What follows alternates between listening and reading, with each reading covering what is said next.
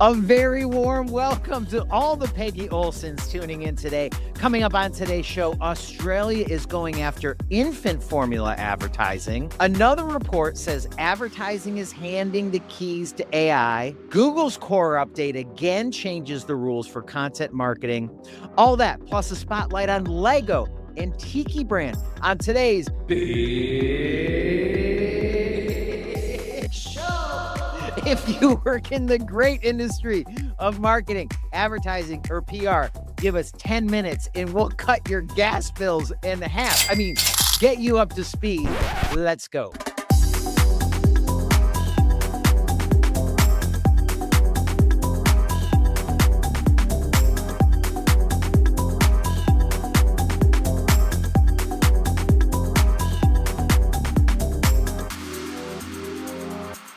Welcome to Cosmo Kramer's favorite show about marketing. My name is Matthew Newell. And I'm Chris Stone. And this 10-minute power-packed episode isn't a show about nothing. It's chock full of marketing goodness. And like a junior mint, it's very refreshing. It's very refreshing. Matthew, are you ready to giddy up? Here's everything you need to know about an industry that is doing shots of AI faster than anyone at the bar. Today's lead headline: first, the UK banned junk food advertising during the day, and now Australia is coming for your infant formula. They're currently seeking feedback on legislation that would prevent or severely restrict marketing infant formula. Formula makers had voluntarily refrained from advertising until about a year ago. The country is worried that natural breastfeeding rates are too low and that the infant formula makers are positioning the formula as better alternative than breastfeeding itself. The legislation would prevent positioning baby formula as equivalent or preferable alternative to breast milk. This is an interesting one, Chris. What do you think? It's touchy. So wait. Formula companies voluntarily stopped the advertising, lasted about a year, and now the government has to step in. Honestly, I am kind of impressed that Big Formula held out a whole year before remembering that they like money. The last time this happened, true story, is liquor in the United States had voluntarily not advertised for decades, and then one day decided, we're going to do it. And the government never stepped in. Is your This money a little green? different. Yeah, exactly. That's right. Next up in our marketing queue, new reporting from Business Insider's resident badass, Laura O'Reilly, says that AI-powered ad spending is set to increase 63% this year, or to $57 billion. Last year, Mark Zuck proclaimed that all you need to do on Meta's platforms is connect your bank account. Interesting that that's the very first thing that you need to do. Connect your bank account, set the campaign objectives, and let AI do the rest. Set it and forget it. Ooh, I got to remember that. Set it and forget it. The problem here is, as any first-year HBS student will tell you, is that the gap between human oversight is inevitably going to backfire on some brands. Crappy creative or short-term gains can start to erode the trust between a brand and its customers. Yeah, set it and forget it. You know, so Zuck's pitch is if you remember this, Ron Pompei, the infomercial guy, it's the rotisserie oven. So this is the rotisserie oven of advertising. Set it and forget it. Except instead of getting a dried out chicken, you wake up and find your brand is running ads next to flat earth content with AI generated copy that then calls your customers "Dear valued meat sack."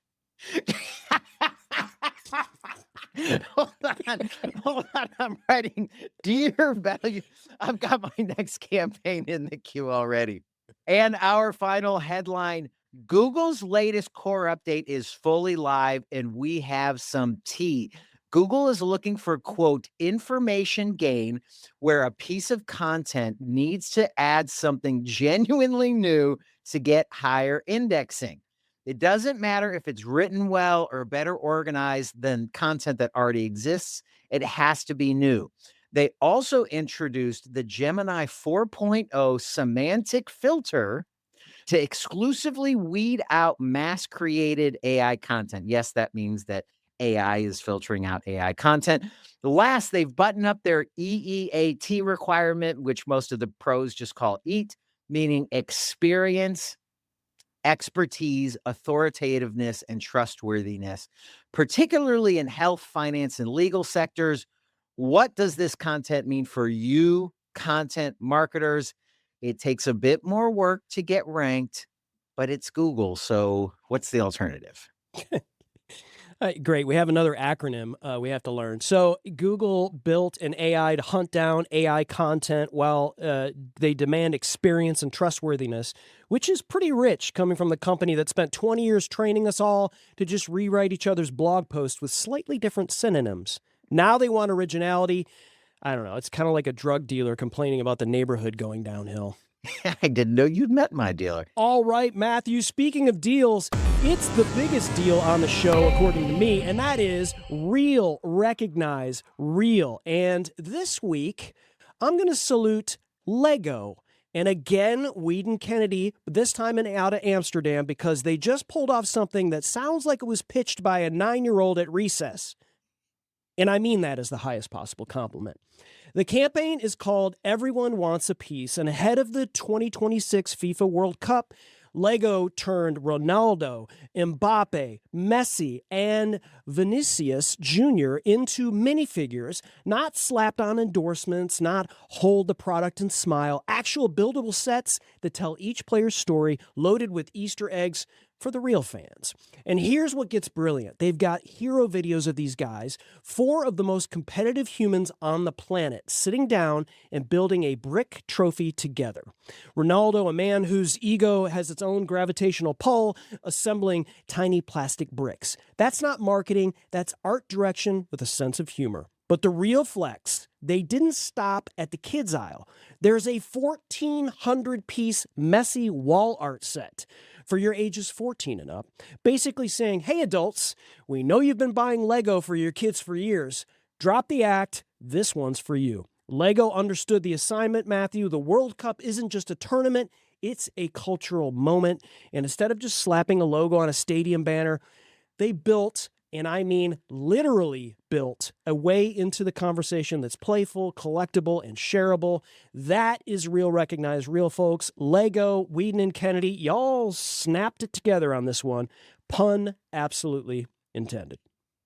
I love that. Remind those of us who don't follow sport as closely, when is the World Cup coming to the U.S.? That would be June 11th through July 19th, 2026. And Chris, for my real, recognize real, we are going to skate very quickly past the new dirty Mountain Dew, and we're going to go into another brand that needs another tip of the hat, Tiki Brand. The long and short of this real, recognize real is that what they've done is, instead of doing a spray repellent or maybe another one of those bracelets, they've created, using those fairy lights, they've created a repellent that literally screws into one of those fairy light bulbs. Now, the reason I bring it up, the ad is great, and the ad is probably showing above one of my shoulders right now. The ad is a solid B. But I don't bring it up because of the ad creative. I bring it up because this is clearly a collaboration between marketing and product, either in the innovation side of it, like, I don't, these mosquitoes, as they keep saying, in the ad, the mosquitoes suck. How are we gonna approach this differently? So I don't know if it was at the beginning or if it was just for the ad itself.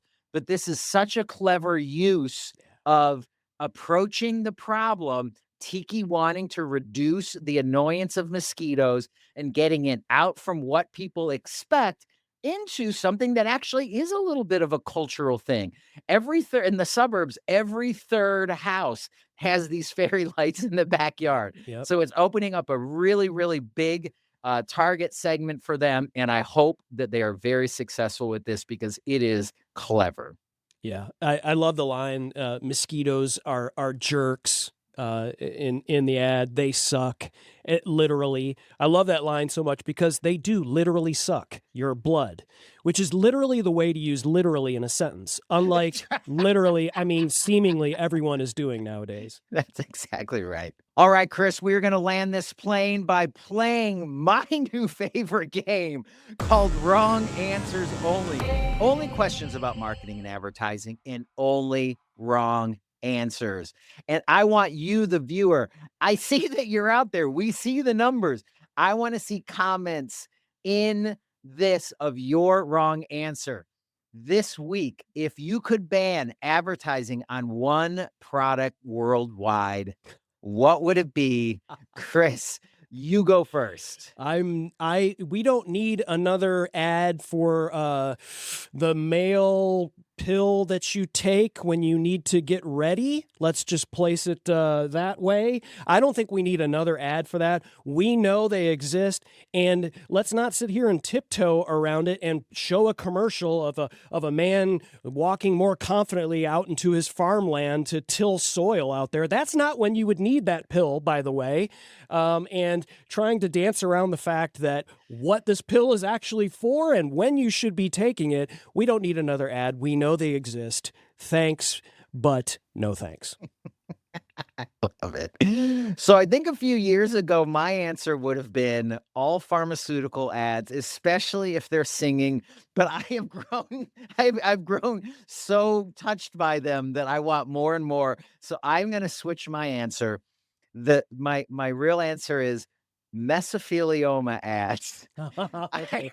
When I was at State Farm, this is a true story. There was a time at State Farm. So car insurance is a very competitive category. Oh, yeah. There was a time in Google advertising that the only keyword more expensive than auto insurance or car insurance was mesothelioma. I Wow. think it was going for like $250, $260 a click.